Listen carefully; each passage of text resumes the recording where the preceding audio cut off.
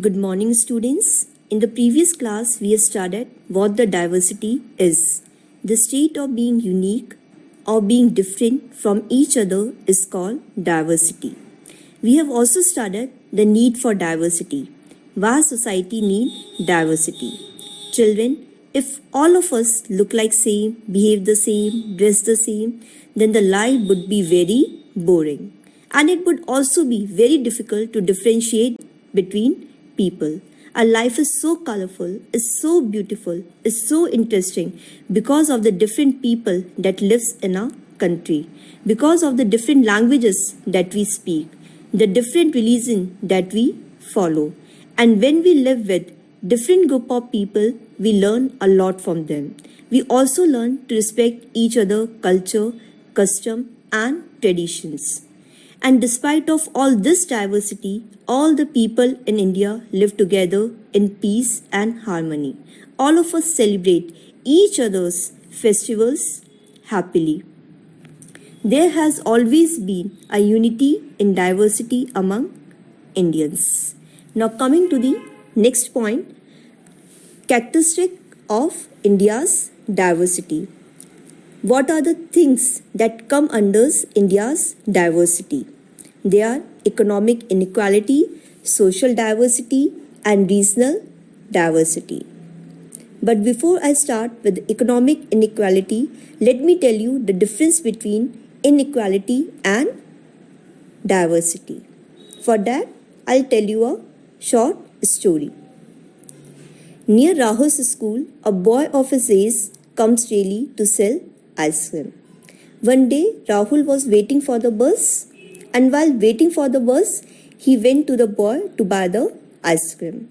Rahul started talking to him and he found out that the boy's name was Ramesh and he was also 12 years old. Means to say, both of them were of the same age group and both of their hobbies were also the same.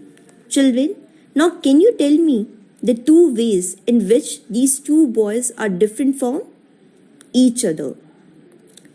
Some of you say that ma'am, Rahul goes to school and Ramesh has never gone to school, or Rahul is rich or Ramesh is poor. So again my question is it an example of diversity? No. No, children, it's not an example of diversity, but it is an example of inequality. Here, these two boys, they do not have the equal opportunities and resources, which shows the inequality in our country and in our society. Now let's start with the economic inequality. India has some of the richest people in the world. Children, can you tell me the name of the richest person of India? Yes, you are right. Mukesh Ambani. He is the richest person of India. India's economy is booming. Booming means increasing. And people are earning more money than ever before. And people are becoming more and more rich. Means to say, rich people are becoming more and more rich. These rich people, they own several cars and they can also spend thousands of rupees on a single meal or a single item of clothing. But in addition to the rich people, India also has some of the poorest people in the world, or you can say some of the poorest people in the world are present in India only. According to the Government of India, in 2011-12, 27.5% of the population of India lived below the poverty line. Means to say that 27% of poor people live in India only. Now, what the poverty line is? The poverty line is the minimum level of income needed to achieve an adequate standard of living. It is a minimum level of income that we needed, that we require to live a standard of living. A minimum income which is needed to buy the basic necessities of life. What are the basic necessities of life? All of us had to buy food. All of us had to buy medicines. We need a house to live in, vegetables. All these things are the basic necessities of life. And a person who cannot buy all these basic necessities of life with the money or with the income that he is earning is said to come under the poverty line. And children, more than 70% people in India, they live in the rural areas. Means to say, they live in villages. And the people, those who are living in the urban areas, urban means cities and towns. The people, those who are living in the cities and towns, they earn more money in comparison to the people living in the villages. And the people, those who live below the poverty line, are mainly the daily wage earners or the landless laborers or the self-employed householders. Now, coming to our next point, that is the social diversity.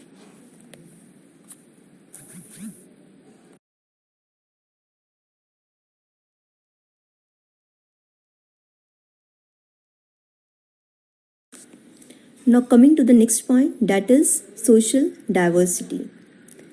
Our country India is a very big country divided by social differences. Means to say there is a lot of caste-based reservation system in India. If a father is doing the business of pottery, then the son would inherit that only and would learn that skill only. So the caste system that exists in the country has given rise to inequality. And today we see hundreds of castes and subcastes in India. Because there is so much of diversity in people. They speak different languages, they practice different religions. And due to these castes and subcastes, people are identified according to the caste to which they belong. We differentiate between people according to the caste to which they belong. And some people of the society belonging to the lower caste are treated very badly by some sections of the society. They treated them very badly. They considered them as a bad people or a lower caste people. Another example of the social difference that exists in India is a family system. See children, many of us live in the large families with our grandparents, with the aunts, with the cousins, with the uncles. This is a joint family system. And some of us live with only our parents or a brother and sister. This is known as a nuclear family system. Social diversity is also seen in a variety of religions practiced in India and the celebration of their respective festivals. See, there are many religions practiced in India and each religion celebrates its own festival. But nowadays, the people belonging to different religions come together and celebrate each other festivals in the spirit of harmony. They celebrate each other festival happily. The example of such festivals are Dussehra, Christmas, Diwali, Buddha Jayanti.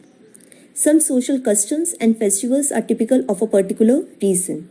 Means to say that some festivals are different and they belong to a particular part of a country or a particular area or a region only. For example, Onam is celebrated in Kerala, Pongal in Tamil Nadu, Cattle Fair in Pushkar, Rajasthan. So these festivals or some festivals are celebrated in a particular part of a country or an area only. Similarly, each state of India has its own different classical dance forms. For example, Bharatanatyam, Kathak, Odissi, Manipuri. These different classical dance forms and the traditional folk dances, they had added a colorful spectrum. They had added to the beauty of the Indian culture.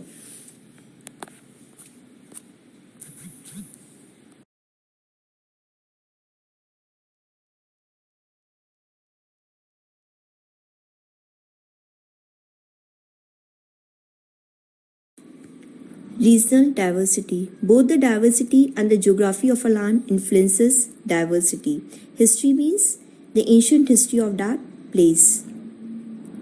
See, the geography of a land also causes diversity. Means today the place where the people list, it also causes the variety, the diversity among people. We can take an example. The people living in the desert region having the different food habits, they will dress differently, their culture will be different from the people living in the coastal belts or the people living in the mountainous region. Each region of India enjoys a culture that is vastly different from that of other regions. There are the 28 states and the 9 union territories. And each state and the union territory is having its own culture, tradition, customs. They celebrate different festivals that are totally different from other regions or the parts of the country.